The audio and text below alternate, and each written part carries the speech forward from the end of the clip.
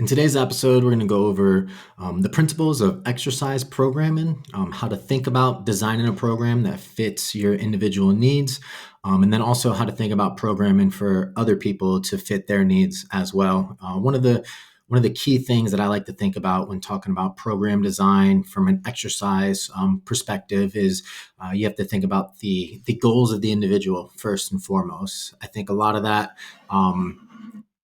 Is not as salient as it should be in the minds of trainers. Um, I think being able to understand what that person enjoys, what their goals are, what they want to train for, can allow you to really create a lot of specificity into their training program. And I think as far as like training principles go, specificity is first and foremost the most important thing. Individuality is another one, and we're thinking about like adherence to a plan, because you can make the best plan in the world.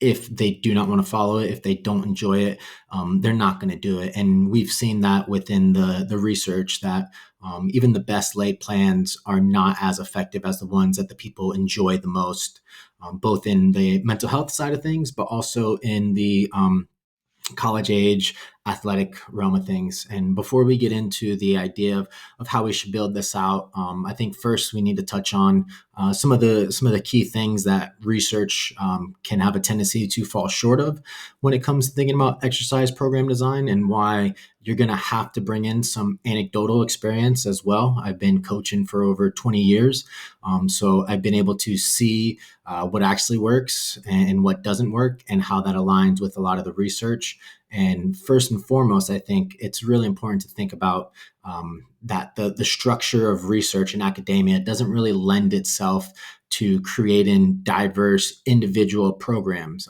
simply because you're not able to test. There's so many variables that you're not able to test that. So they have to keep all the variables the same and just kind of pull out one at a time to see what's going on. And then the idea that they need to be more long term in nature. You have a semester, most semesters have week long breaks in between them. And then you have the summer. So having a training program that goes 12, 16, 20 weeks is going to be nearly impossible to get people to adhere to. And then you have to think about what's the population that they're working with. And most of the population is college age students that are really interested in exercise. And you may be a trainer, or you yourself may just be getting into exercise. So maybe those programs aren't going to be the best for you. And then we have to think about like reliability and validity within those programs. We know that there's a lot of research out there that gets done that isn't as stringent as it should be, or maybe the measurements that they're using aren't as reliable, or the person doing them is not as reliable. So if you're doing ultrasound, for instance, and you're trying to look at muscle size, and you have one person doing ultrasound, and then maybe they do it in the beginning, and then you have a different person do it in the post, right? That can create completely different results, or how they have them done, and pressure, and like how skilled they are at doing it. That's why at USF, Dr. Buckner, every time we did ultrasound, he was the one that did it. He's the one that is the most practiced in it. And we would practice on the side, and they wanted us to get, 100 ultrasounds in before they felt like we were competent enough to do it. So you have that. And then if you're thinking about like strength progression, say they're testing the squat, I've seen this personally, that a lot of times that first squat that they do in the pre is pretty good depth, not great, but they don't standardize the depth for the person. So by the time they get to the last one, their depth is not the same. They go a little bit higher just to get the numbers that they want to get. They want to see improvement. The researcher wants to see improvement. And even though most researchers are doing the best they can to standardize and to make sure that they're not kind of biasing the data, it's hard not to, because these are college students who are told that, hey, in order for you to publish, you need to have good results, and in order for you to get a job, you need to publish. So the emphasis is put on results through academia, and then through the peer-reviewed journals. A lot of journals will not put no results in. And that's a problem when you do meta-analysis and stuff like that. So the research can give us guideposts and guidelines, but the actual practicality of it may not be as solid as we would want it to be from a practitioner standpoint. So yeah, so I think first and foremost we have to think about like what the individual wants to do. What are their goals? Have those conversations. What are their limitations? Do a thorough evaluation, looking at flexibility, stability, looking at all kinds of past history injuries. I think the best way to get into a to become a good coach is to have a very thorough evaluation, looking at things like I said, flexibility, stability, having tests in there put in place, training history, training injuries. That type of stuff is going to allow you to set the groundwork for their accessory exercises and their primary movements. So when it comes to the actual design of the program, we want to think about, like I said in the very beginning, specificity is the most important thing. So if they want to get strong, they need to lift in a rep range that will get them strong. And there's a lot of debate on whether or not hypertrophy work transitions into strength gains. You would think that a larger muscle will produce more force, therefore you're going to get significantly stronger. There's correlational data to back that up, but it's very hard to do causation data to see that. But there's also some data that contradicts that, and you'll see that within any of the research. But specificity, understanding what their goals are. So if their goals are strength based related, you're going to be looking anywhere between 1 to 5 reps and anywhere between 75 to 100% of their 1 rep max. And one way to quantify this and think about it is the more weight you do, the longer the rest period you want. And strength is something that is technical in nature for the most part. People that usually want to get stronger, they're looking to get stronger in the bench, squat, or deadlift, specifically strength athletes. And those require tremendous amounts of skill, first and foremost. And we have to make sure that whenever we're teaching skill acquisition, we want to do that in the most unfatigued state possible. So we're talking about max rest periods, anywhere between 2 and 5 minutes. We do not want them going back into the set winded. We do not want them going back into the set with any fatigue, because as soon as they develop a bad rep, that rep's going to start to become ingrained in their movement pattern. So we want quality, good reps to start off when we're thinking about technical skill development. And then when we think about like hypertrophy, right, we're thinking about like, what is the action of the muscle? How can we put as much emphasis on developing the action of the muscle? And that's going to be done primarily, you're going to have better hypertrophy growth with machines, with dumbbells, things that you can manipulate to work it within the strength curves of and the resistance profiles of those certain movements. So and we'll get into more detail about strength, hypertrophy, and stuff like that. But we want to first conceptualize the idea of it's not so much what you can do, it's what you can recover from. And each individual has their own recovery profiles. So I know that the research shows that progressive overload, the idea is to continue to do more over time, and that'll get you strong, that'll get you big.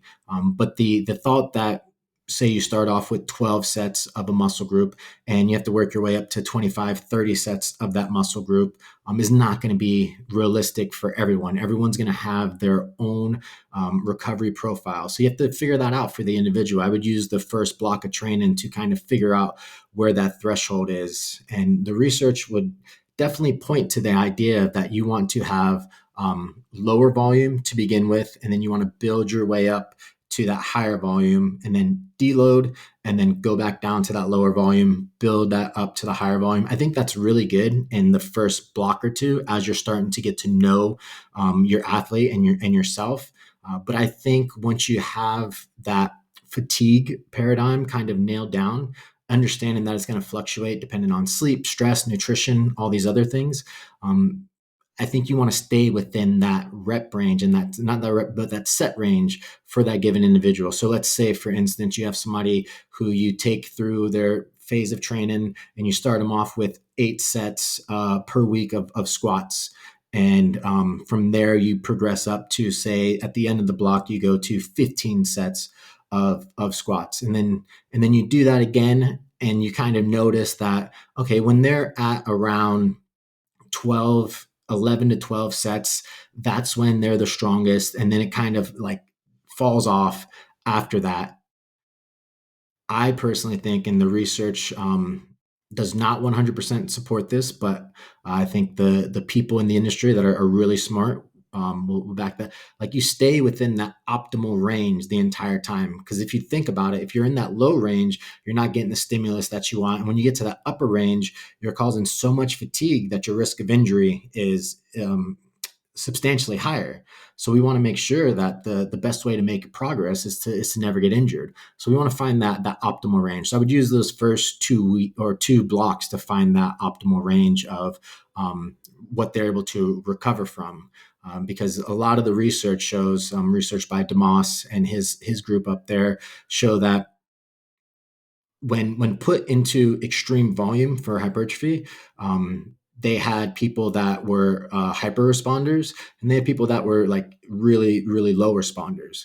And that is most likely due, based on future research that they did, their ability to recover from the stimulus that you're putting on them. They saw that they put people through these leg extension workouts, and they were able to see that once they were able to fully recover, even though protein synthesis was going, once they were able to fully recover, 1 to 2 weeks afterwards, they were able to start growing muscle. So it's what you can recover from. It's not what you can do. So don't think that you have to continue to push this idea of volume and progressive overload and things like that. You want to think of, what's this optimal range that I can get in, that I feel like I'm making progress and I feel like I'm not getting beat up and I can extend my blocks. So I don't have to deload as often.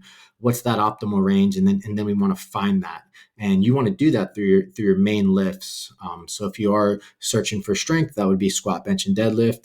Are those progressing? When are they progressing? When are they going back down? When do they regress? And then if you're doing hypertrophy, you're going to still have the same principle of like, these first couple movements are my primary movements. These are the ones that I'm going to put the most effort into as far as load goes. And are they progressing or are they stagnant? And you kind of want to find that range for each person. And you'll also know that as they get stronger, that recovery is going to go down a little bit. So what was optimal at 10 to 11 sets is now probably going to be optimal around 9 to 10 sets. It doesn't go down a lot, but it does go down. As strength goes up, as you get stronger in any movement, you're going to require more recovery. So thinking in that paradigm, we want to make sure that we find the individual recovery fatigue dynamics of that person, and you can do that through appropriate training. And so from there, then you start to build out your program. And we have, like I said, the overload principle. We're trying to progress in some way, shape, or form. And so I think the main movements are what we would call like tester movements, or these are our bread and butter movements. And those are going to be more focused on, are we able to progress those? So from a strength standpoint, like I said, you're going to be thinking about 1 to 5 rep range. You're going to be thinking about 3 to 5 minutes rest, making sure that you're fully recovered. So each set looks identical. You don't want to have one set where it looks like your back's rounded on a squat, and then the other set you look perfectly fine. That's going to be a recovery dynamic.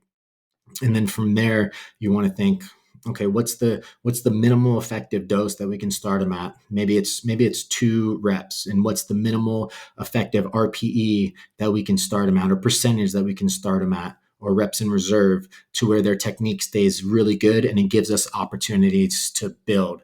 So I like to stay within that 2 to 3 set range, and that 7 to 8.5 RPE for that first couple weeks. And then you slowly progress to either higher RPEs or more sets and fewer reps. But those are the compromises you have to make, right?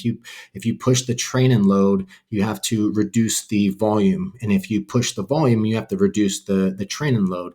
So it depends on where they're at in their block, and what they're trying to train for will determine whether or not you're able to what's going to be the priority at that given point in time. But the idea is that we want to overload and get stronger, So in strength, we're thinking about, hey, how much load can we put into it?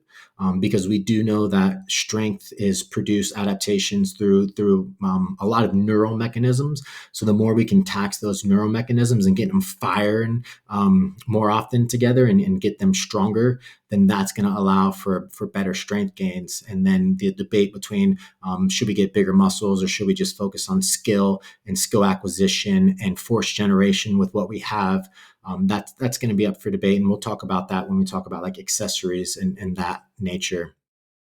So we're trying to get more load on the bar as we progress. So it could look like 2 sets in the beginning and 2 sets of 5, 7 to 8 RPE. And then you go from 2 sets of 5 to now maybe 3 sets of 3 at an RPE of 8, 8.5. So you're going to have more load on the bar because you're doing fewer reps. And then you might go to 2 sets of 2.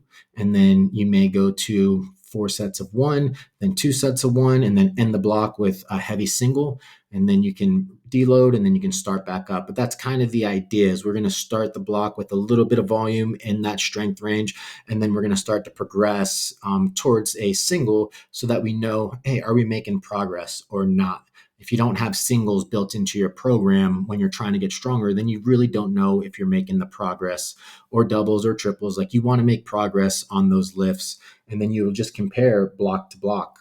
So one of the things is, should we change our blocks each time? And my theory is very much in line with Mike Teixeira, where like, if you have a block of training that is effective and you make progress, just very easily move that block into the next one until you stop making progress. Don't think you have to change anything every time a new block comes up. If progress is being made and injuries are being mitigated, then just continue to do that over and over again until you hit that plateau. Then you start to think about, what are some of the other variables we can manipulate to get the progress? What's been working in the past, and how can we add extra stuff, maybe different exercises, maybe different rep ranges. So that's what we want to think about.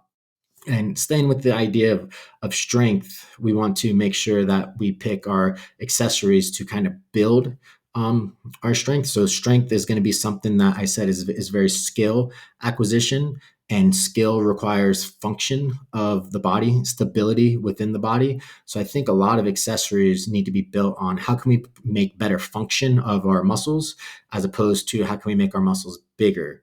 And also, can we create more stability within those muscles, as opposed to can we make them bigger? Because I personally feel, what I've seen is that if you push your accessories to failure or harder, like you're training for hypertrophy or bodybuilding, that fatigue tends to cause issues with your main lifts and them not being able to progress. So the way that I look at accessories is more of a rehabilitative, drive function, drive stability, challenge the muscle in end ranges so that your muscles and your body feel safe, and that'll mitigate injury.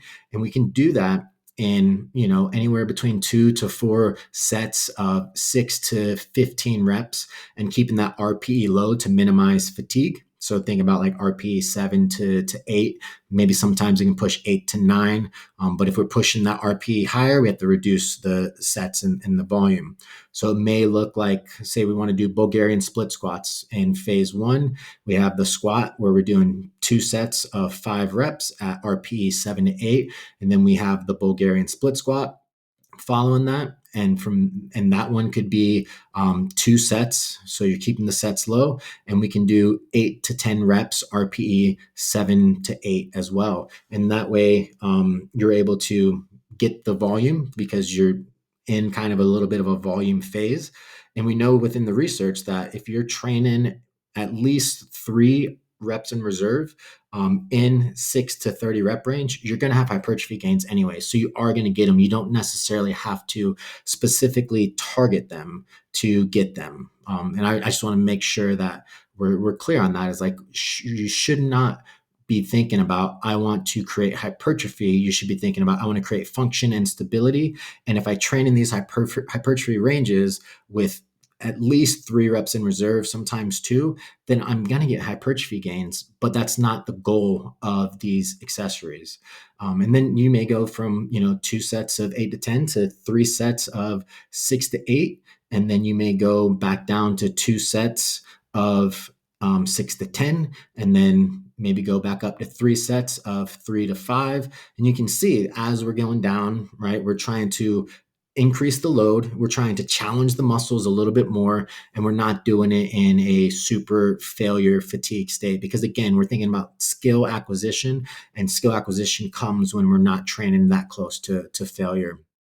Um, so that can be the idea of like built-in accessories. Is like what are their limitations? This goes back to the evaluation. All right, these are these limitations based on the evaluation that I did. So these are the exercises that are going to help us improve those limitations.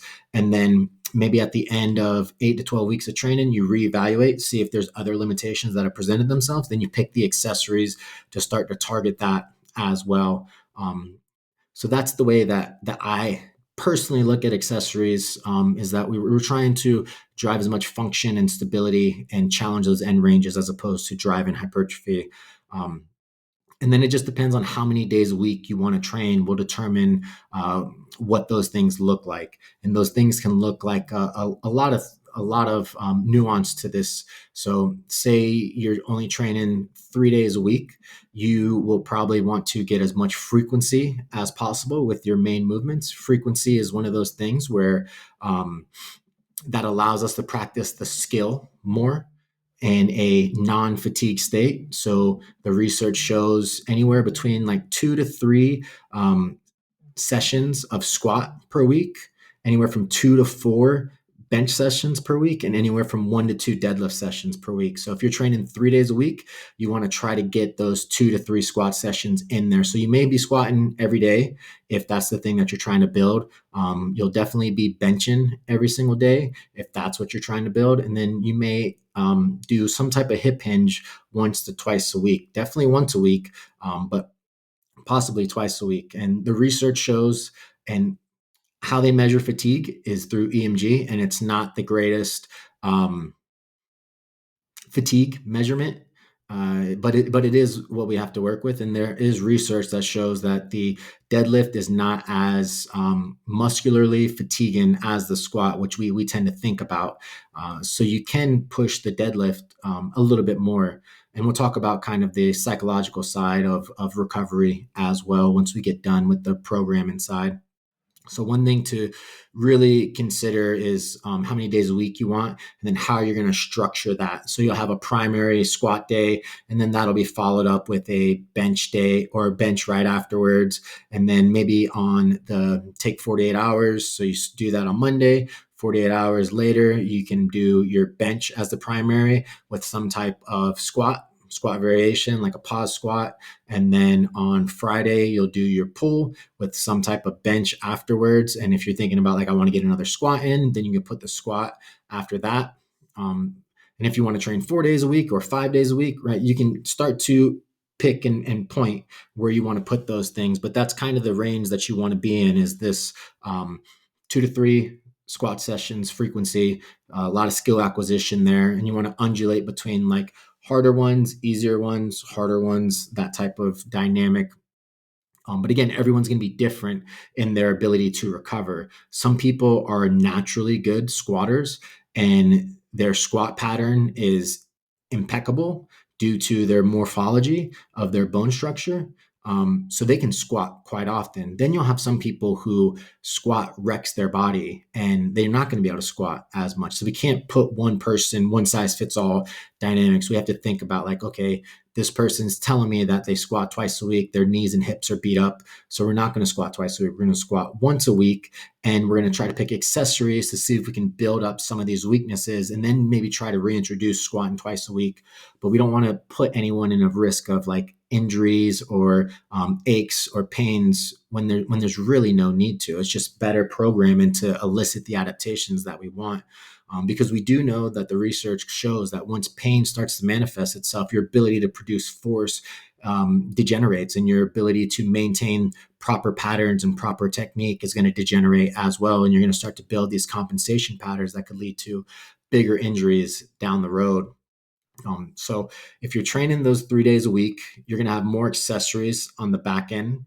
If you're training 5 days a week, then you're going to have shorter accessories. And it's just very, very simple to think of it that way. So, say you do squat bench on day one, and then maybe you want to target the hamstrings more, and maybe you want to target the triceps more, and then maybe you want to target the core and the back. So, those would be 4 exercises that you can figure out which ones group best together so that you can superset them and you can get them in and out of that session within 1 to 2 hours. If they're really strong, then you'll notice that their accessories have to be limited and they're going to take a lot longer to train.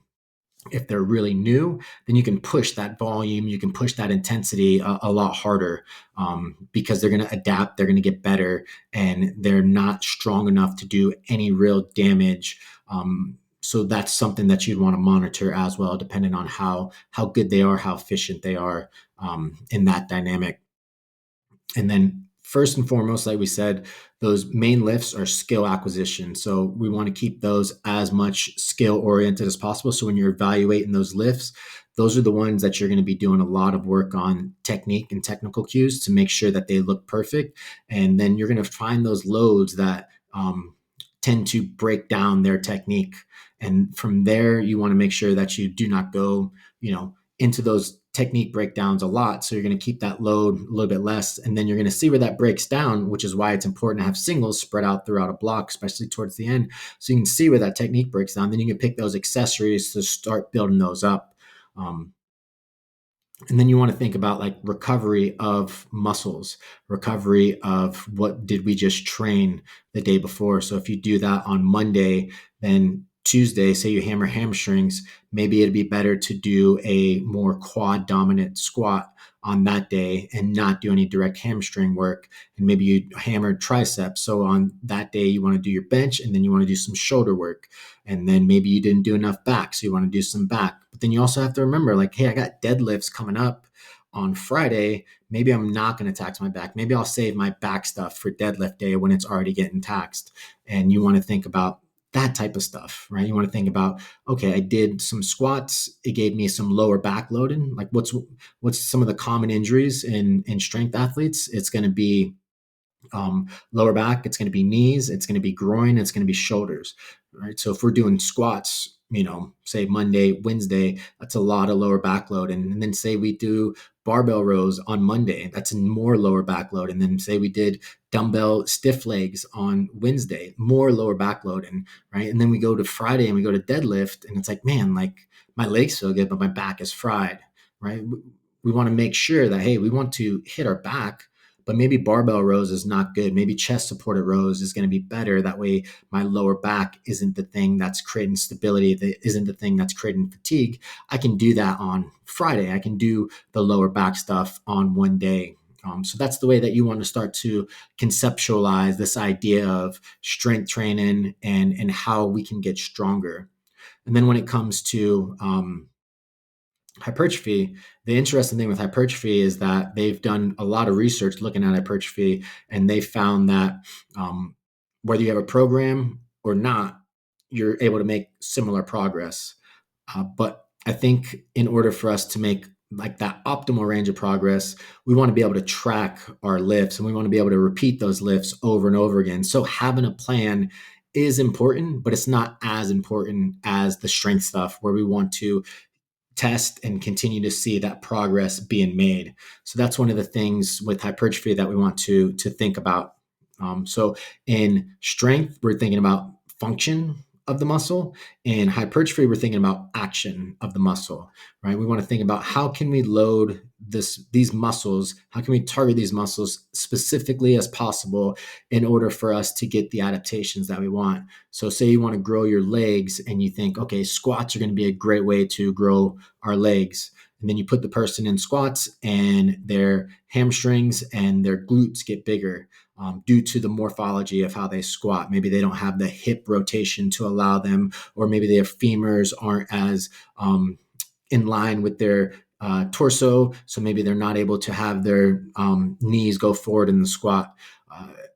So then we would take that out as a primary movement, and then we would put something in like a hack squat or leg press, something where we can manipulate the heel or manipulate the position and they can really focus on driving adaptations into the quads as opposed to stabilizing the bar in their back and trying to generate as much force to complete the movement and not think so much about the muscles. So the one thing with hypertrophy training is we want to think about internal stability versus external stability. So with strength movements, we have internal stability. We have to stabilize the bar. We have to stabilize all the bars through our core, through our shoulder joints, through our lats, stuff like that. And that allows us to create as much force as possible and complete the movement, not so much tax the muscles.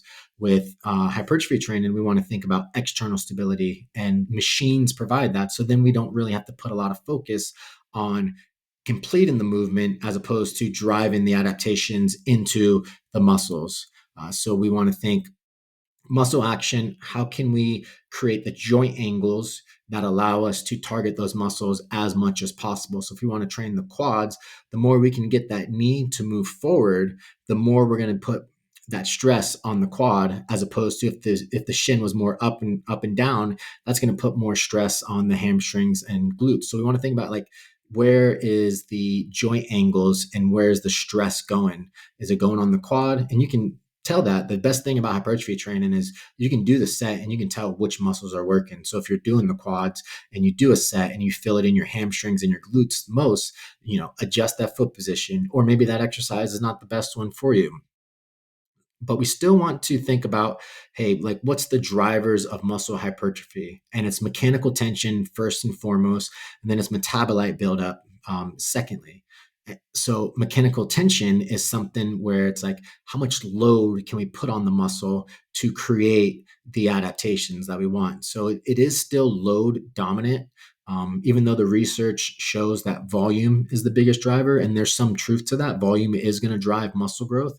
But we know that some of these other bodybuilding coaches that are out there that have put a lot of muscle on people, they don't necessarily agree with volume being the bigger driver. They think that load is the biggest driver, and that's what we want to progressively overload, as opposed to trying to add more sets and reps and things like that, even though that's what the research shows. And I think that's where we get into one of those contradictions, that the research isn't quite caught up with what's actually going on in the real world.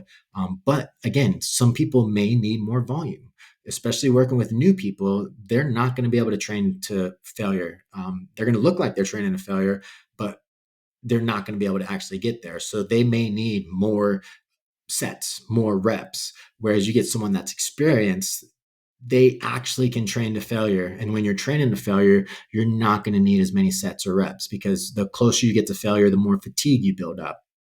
So that's something that we really want to think about in terms of program design for both strength and hypertrophy. The closer we get to failure, the closer we get to that higher RPE, low reps in reserve, the more fatigue we build up. So we have to be very stingy with when we're doing that. But if we are doing that, if we do think that going to failure is what drives growth, then we want to make sure that we're reducing volume on the back end. But we also want to make sure for the strength component that failure is going to create technical breakdown. That's not going to drive strength. So we wanted to stay away from that as much as possible. So going back to the hypertrophy, right? Muscle action is what we're shooting for. So, and as much load as possible. So when we're training the quads, we may be training on a hack squat or a leg press. Whatever works best for that individual is what we're going to be focusing on. And again, some people can train squats and grow their quads, but that wouldn't necessarily be my primary movement for them, because you're not going to be able to push that to failure and get that muscle adaptation that you want, because it's going to work systemically, a bunch of muscles. So within hypertrophy, we're thinking about that. And then we want to do that maybe for the first 1 to 2 to 3 exercises. So it's going to be more compound-ish. So more think about how many joints am I moving at this pattern? And the more joints you move, the more compound it is, as opposed to isolation is going to be like one joint. So we're going to do 2 to 3 of those heavier compound movements. Find the machine, find the bench angle, find the dumbbell. Like, you want to continue to play around with, like, what feels like it's targeting the muscle the absolute most. And then those are the exercises, those are the bread and butter ones, those are the ones that we keep in and we never take out. And then we can kind of play around on the back end with like, okay, well, like I don't feel like I'm growing from this exercise anymore, so I'm going to replace this one with this one, and I'm going to see if it gives me the same adaptation, same drive. Because another thing that we know that can create adaptations is variability, which is why programming is not as important with hypertrophy, and why the conjugate method works when you have a coach that knows how to program it, because you're creating a novel stimulus every single time, and that novel stimulus is going to create strength and growth. So that could be one of the variables that we think about when we start to hit a plateau, is like, hey, maybe we'll change up the exercise, create a novel stimulus, and then we'll push that as far as possible. So with hypertrophy, very similar to strength, but we're going to be in different rep ranges. So the rep ranges for hypertrophy is going to be anywhere between 6 and 30 reps. Again, staying in that 6 to 12 rep range for those compound movements. If we start to get into like those 15, 20, 25 rep ranges for those movements, that's going to drive so much fatigue. And that's really going to like kill the rest of your workout. So the idea of like we're doing drop sets on the first thing, and that's going to create the most growth, and then we're just going to suffer throughout. That's not going to be the best way to drive stimulus to the area throughout the entire workout. It's a great way to drive stimulus for that exercise, but if you compromise all the other exercises, then that's going to be a net negative. So we want to think about keeping those rep ranges for those first couple exercises in that 6 to 12, 6 to 15 rep range. And then from there, we can start to go into where they talk about the metabolite buildup, anywhere between like 12 and 30 reps of isolation type work, single joint movement type work. And the idea with metabolite buildup is we want to either push as much blood into the muscle as possible by doing a extreme amount of reps, or we want to push as much blood into the muscle by doing moderate reps, but very, very minimal rest. Those are the two best ways to drive as much blood and get those metabolites to build up, that lactic acid, that hydrogen, that inorganic phosphate. Those are the things that cause the most amount of fatigue. So that's why we want to do those in single joint movements as opposed to those heavier compound movements. Because in those heavy compound movements, right, we're driving a ton of systemic fatigue by doing that. So that central nervous system fatigue, that peripheral fatigue, that starts to accumulate in those higher rep ranges when you start to build up that metabolite, those hydrogen ions, those inorganic phosphates. Those are the things that start to build that accumulation of fatigue that requires you to deload, and that requires you to potentially not make as much progress as you want to do, which is why we want to do those in single joint movement patterns. And then with the main movements, that rest period is going to be anywhere between 2 to 5 minutes. Again, remember, because we're still trying to drive as much load to those muscles as possible. So we don't want to be fatigued. We don't want to be super tired. We can save that for the end. And then as far as what split works best for beginners, it's probably going to be a push-pull legs type of split, just because you need that frequency. Again, you still want to learn the movements, you still want to learn the technical aspects of it, and you want to target those muscles as much as possible. So it would be a push would be most upper body press movements. So you can think of some type of machine press, some type of dumbbell press, some type of fly, some type of shoulder movement, and some type of tricep movement. And then the next day would be pull, or 48 hours later, pull, and that would look something like a hip hinge, some type of row, some type of lat pull down, another type of row, another type of lat pull down. And then on legs, you would do some type of quad dominant movement. So hack squat, leg press, something like that. Belt squat could be good as well. And then from there, you want to think about, what do I need the most work on? Hamstrings, quads, glutes. And then you start to isolate those muscles more and more. And again, you want to stay within that rep range for the single joint, and then that rep range for the compound movements. So I think the best way to do that would be push, pull, rest, legs, rest, push, pull, rest, legs, rest. If you feel like you can do more, then you can skip that rest day after legs. But that's kind of the idea where you want to play around with it. As you get stronger, it may look like push, rest, pull, rest, legs. But again, it depends on the individual fatigue components and what they're presenting to you as a coach. And then finally, we're thinking about, you know, what are my weak areas? What do I want to bring up? One of my goals is I want bigger arms. So we may have biceps and triceps in every day just to make sure that that person feels like they're working towards their goals. And because there's such isolated movement patterns, they're not going to cause a ton of fatigue. So you don't have to really worry about it messing up the rest of your program. So we always want to think like, always keep that in the back of your mind. Like, what are the goals of the client? Are they actually getting to feel like they're meeting those goals?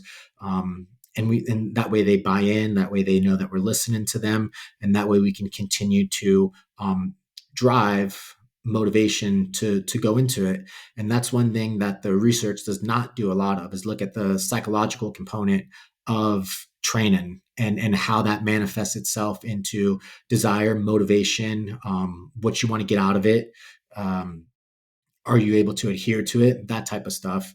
So if you have somebody that comes in and you're like, oh, we're going to blast legs today, we're doing 3 sets of 20, on the hack squat. We're doing 10 by 10 because I read in a paper that if you do 10 by 10 on a movement, you're going to get spikes in growth hormone and testosterone, and you're going to get huge off of that. And the research shows, yeah, you'll definitely spike growth hormone and testosterone, but those acute spikes don't correlate to actual muscle growth. So don't do exercises that you're chasing these hormone spikes that a lot of people talk about, because when you look at the research, there's no additional growth components for them. And it would also like be deleterious to your actual long-term improvements. Like, how do you program a 10 by 10? Because you're going to be wrecked. And how long does it take you to recover from that? So then your next sessions are going to be wrecked. And is it worth it? No, right? But going back to those ideas of like, man, that person's coming into that workout thinking like, oh, this is going to be rough. Like, I don't really know if I want to do this. This is going to be really tough.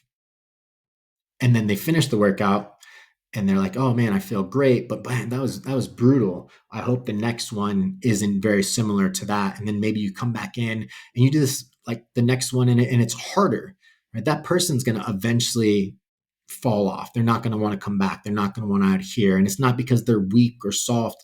It's because you're a bad coach. It's because you didn't program for them to have that psychological component. Sure, there's days where we want to push them and they're going to get through it and they're going to look back like, holy crap, I can't believe I did that. That I didn't think that was something that I was capable of. And then that starts to build self mastery, self determination, self efficacy. And those are good things. But if you do that time and time again, that person's going to have psychological demands that they're not able to facilitate. They're going to be stressed going into it. They're going to be stressed during it, and they're going to be stressed after it. And we know that chronic stress blunts adaptations. Right? It's good to have acute stress, because that's what training does, and that can drive adaptations. But chronic stress is something that can create big deficits in adaptations. So sure, it's good to have days in there where we challenge them, but we want to make sure that those days are followed up by easier days to allow for recovery, to allow for psychological well-being, and things like that. And it's also important to think about, okay, how are they coming into the gym? What's their attitude like? Are they upbeat? Are they personable? Are they able to maintain a conversation? That type of feedback you're getting should help you determine whether or not you're going to push the program or you're going to back off the program. Whenever I work with athletes face to face, I have a plan A and a plan B. And if they come in super jacked, ready to go, plan A is the workout. They come in tired, kind of sad, plan B is the workout. Because we do have to think about life stress, poor sleep, poor nutrition, maybe got in a fight with their significant other. All those things play a factor in how much volume they're able to accrue that day. That's going to be adaptive. So it's nice to have that flexibility within that paradigm. And then making sure like, hey, how are they leaving these exercise sessions? Are they leaving upbeat? Are they leaving like super pumped, or are they dragging themselves out of it? So one thing that I like to think about is like, okay, well, what are everyone's going to have some aesthetic goal that they want to achieve, whether even if they're training for strength, especially if they're training for hypertrophy. At the end of the workout, it's a really good idea to put the emphasis on that aesthetic goal and make them feel like, oh man, like I worked out the muscles I want to work out, right? that's what they're going to remember. So if they want bigger arms, doing high rep dumbbell curls or any type of bicep curl, that's going to allow them to leave thinking like, oh, we really accomplished my goal. I can't wait for the next session. And then when you have those like really hard training sessions, the research shows that like having a good cool down afterwards, doing some breath work, having some feet elevation, doing some meditative type stuff, that's going to be able to pull that sympathetic, that cortisol spike, that's going to be able to pull that sympathetic arousal back down to parasympathetic, and that can start the recovery process. So even when it's not the hardest workout, it's good to put something in place. But when it is a hard workout, it's good to do that while they're still there. What I usually tell my clients is once you leave the gym, put on some like enjoyable music. Don't put on the metal that you or the rap that you got you into the mood to train, and then do some breath work. I usually do box breathing, 2 seconds in, 2 second pause, 2 seconds out, 2 second pause, and that'll allow you to bring back down into a recovery state so that you're able to start that rest and digest program. So when you go to eat and you go to replenish your body, right, you're not in a sympathetically aroused state. So you're not going to have any gut irritation. You're going to be able to assimilate the nutrients a lot better. So we want to pull that back down as soon as possible, as fast as possible. So that would be the focus of like the psychological component, is thinking about, are we creating self-efficacy through challenging work that they can actually get to and they enjoy getting to? Are we creating enjoyment based on their goals to end the session? Are we bringing back down that sympathetic drive into parasympathetic drive? And are we listening to them when they walk in so that we can undulate their volume for a good day and a bad day? And then from there, you can start to build that program out specifically for that individual. And that's purely with resistance training. Aerobic training, we can start to bring that in if we want to. And that adds more complexity to it. But it doesn't necessarily diminish your ability to make progress. And maybe that's something we can talk about concurrent training in another episode. But just to finish up and wrap up on this idea of hypertrophy training, again, you want to make those progression schemes and those patterns just like in strength. You want to track your workouts so that you're able to know if I added weight or I kept the weight the same, but I added 5 reps. Those are the things that you want to start to track. And if those go up, then you're most likely, if you have the right exercise, going to put on muscle. If those go up and you notice that there's no muscle going on, you want to pick different exercises because you're not targeting the exercise or the muscles that you want to target. And then again, just like in the strength training, if your main movements start to digress and you're not able to progress them, look at your accessories, look at that single joint stuff and start to reduce those first before thinking about trying to add other stuff in. I think that's a common fallacy that a lot of trainers have because they're trying to chase this idea that volume drives gains. So when people aren't making progress, they're like, oh, well, we'll just add more. And then we'll just add more, right? A lot of times, more is not going to be better. Maybe if you're working with brand new people, more can be better. But for most people, depending on the dynamics of their life, depending on what they do, because they're going to have jobs, they're not going to be professional athletes, less is always going to be better. And we want less from those accessory movements. So that could be either removing an accessory or reducing some of the sets. So maybe you're doing 3 sets, pull it back down to 2. Maybe you're doing 2 sets, pull it back down to 1. Don't be afraid to fall into this like, I need to do 3 to 4 sets of everything because that's what the research shows and that's what's going to drive. 1 set done very effectively can drive growth. So we want to make sure that we understand those dynamics and progress through that manner. And then again, if we are progressing in our lifts through either load or volume and our muscles are getting bigger, there's no need to add more. You don't need to add another exercise. You don't need to add another set. You need to just continue to ride that horse until you stop making progression. Once you stop making progression for either one of those, strength or hypertrophy, you got to ask yourself, is it because fatigue is accumulated and I need to take a deload? Or is it because the exercises I'm doing aren't effective? Or is it because I'm training too close to, like, these are the questions you start to ask yourself. But I would recommend doing a deload and then start back over just like you did. So say you did dumbbell bench press on day 1 and you did 70s for 15 reps. You go through your entire phase of training and you get to the end and you're doing 105s for 6 reps, right? You deload, you come all the way back, maybe go to 80s and see if you can get those for that 15 reps that you did with the 70.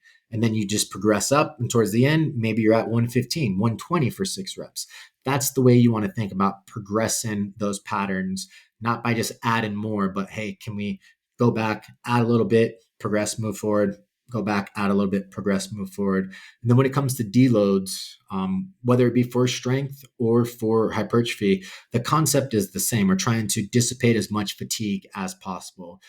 No one's going to be able to continue to train and make progress infinitely, but there needs to be an idea of individuality in terms of how much fatigue they can handle, how long are their training blocks, and then deload them from there.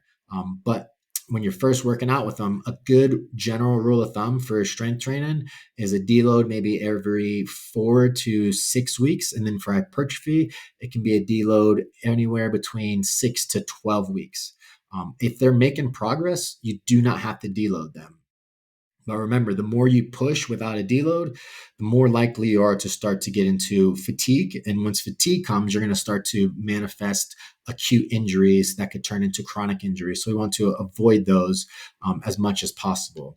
So when you do that, when you're doing a deload, you want to think about what's the biggest driver of fatigue. And like we talked about, it's that high volume stuff. Volume is the biggest driver of central nervous system fatigue and peripheral fatigue. I know a lot of people think 1 rep singles wreck their central nervous system. There's no research to back that up. I think singles psychologically can start to manifest itself in some fatigue, mental fatigue, and that can manifest itself into physiological fatigue. But you're not actually fatiguing your central nervous system with that. So we want to reduce volume. We want to reduce volume anywhere between 40 and 60%. 50% is kind of that sweet spot. And we want to reduce that and that's why it's important to track your reps and sets so we can do that. What I found is that you want to keep intensity somewhat high, between 70 and 80%. And again, it is individual per person. And the best way you're going to find that. So say you ended the block with a 2x2 squat RPE 9 or a 2x6 to 10 reps on hack squats, and you push both to failure. You would go down to 1 set. You can keep it at 2 reps, and you can keep that RPE between like 7 to 8. And then for the hack squat, you can cut it down to 1 set. You can go to about 6 reps, and you want to keep that RPE around an 8 because they did just go to failure. And you're going to ask yourself, like, well, how do I know they deloaded effectively? And the best way to understand whether or not your deload is working is if they come back that following week and they're able to hit the ground running. They feel really good. They feel energized. They feel full of drive and motivation, because one of the ways that we know a deload is coming is the people will start to lose their motivation to go to the gym. They'll start to get dysregulated sleep patterns. They'll get hunger hormone disruption and stuff like that. So those are some of the things that you can talk to your clients about and figure out what's going on. And then that could manifest itself into a deload. But if they come back and they hit the ground running, then you deloaded perfectly. You don't need to change anything up. But say they come back, which I've seen this a lot, and they feel sluggish and they don't feel like they're able to do the lifts, and they feel like they're weak and they still fatigued. That's because you probably dropped the intensity too much, or maybe you dropped the volume too much, and they lowered their fitness level. They lowered that level, and it takes them a week to build that back up. That's telling you that your deload is not as effective as it could be. And a lot of times when I see that, it's because people drop intensity way too much. They go 50% volume and 50% intensity, or they do the opposite. They'll drop intensity and they're like, oh, we're going to do bodybuilding work in a strength phase, and we're going to do, push downs, 3 sets to 20. We're going to do 20 reps of everything. And that causes more fatigue as well. So we want to drop the volume. And that's kind of the things you want to play with each individual person. And then again, you want to have these abilities to measure progress. For strength, it's going to be anywhere between 1, 2, and 3 reps. So you want to have that towards the end of a block to see if we're making progress. For hypertrophy, it's the same thing. Are we adding load and are we adding reps? And are we making progress in that dynamic? Are the main movements making progress? That's the most important thing. Are the accessories making progress? If they do, great. That's not nearly as important, right? If that main movement's getting stronger, then you're good to go. If that main movement's not getting stronger, then we need to figure that out. But if your accessories are getting stronger, that doesn't have anything to do with your main movements. It may, but it may not. And the same thing with the hypertrophy stuff. Those secondary, tertiary movements, can we progress them? Sure. Is it important to progress them? Possibly, maybe. But are we putting on size? Are we making our main movements progress? If those answers are yes, then those accessories aren't nearly as important. You need to train them hard. You need to train them effectively. You need to train them with respect to make sure you're getting the adaptations and to make sure you're getting the range of motions that you need out of them. But it's not something that I would just manifest and drive and continue to push and continue to push and continue to push. So that's kind of the idea behind programming for a strength and hypertrophy type of athlete. We want to think about specificity first and foremost, like what are their goals and what exercises are we picking them to help meet their goals. Individuality, like what do they enjoy? What is their body structure? What are their weaknesses? What do they need to work on? And then progression. Are we able to progress through their goals that they have set for themselves? So if that person wants to improve their dumbbell bench press, are we able to progress that? Or they want to get bigger arms, are we able to progress that? Those are the type of tangible goals that you want to start setting. When people come in there and they're like, I just want to get bigger, or I want to add muscle, try to make them get more specific. The more specific you can make them get, the more they're going to be able to buy into the program because they're going to be able to see the results. If you get somebody that comes in like, I want to lose weight, and it's like, okay, well, if we lose 2 pounds in a month, will you be happy with that? And they're like, no. Like, okay, well, 6 pounds. And they're like, that's better than 8. And like, yeah, I'd be happy with 8. Then yeah, we got something. So it's up to you as the coach, as the trainer, to pull that out. And then we want to think about the psychological component of it as well. Are they enjoying it? Are they excited about it? When you send them something to do they email you back saying like, heck yeah, I can't wait to start this block? Or are they dreading it? Are they having a negative valence towards the exercises that you're doing? Those are the things you want to start to think about from a psychological. And then how can we manipulate that? Talk to them, ask them, right? Get that client feedback. That's the best way to create these evidence-based programs, is through the research, through the anecdote, and then through the client experience. A lot of times we forget about that client experience. So making sure that we're talking to the client to understand exactly what we're getting out of them and what they want is going to create exponential growth and buy-in. And then they're going to be excited. And then again, like we talked about in the very beginning, if you're excited about a program, it's going to work. Even if it's the worst program on the planet, it's going to work.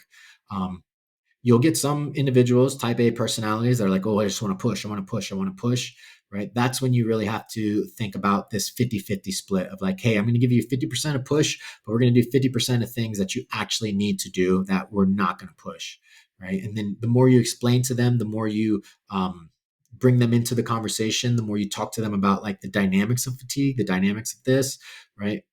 They're going to start to understand like, okay, well, that's important. I understand that. Right. So we want to educate our clients first and foremost of like why we're doing the things that we're doing. And that's going to allow them to facilitate this desire to want to adapt to the program that you're giving them. But we want to make sure that we're including them in that. So that's it for exercise programming when it comes to resistance training.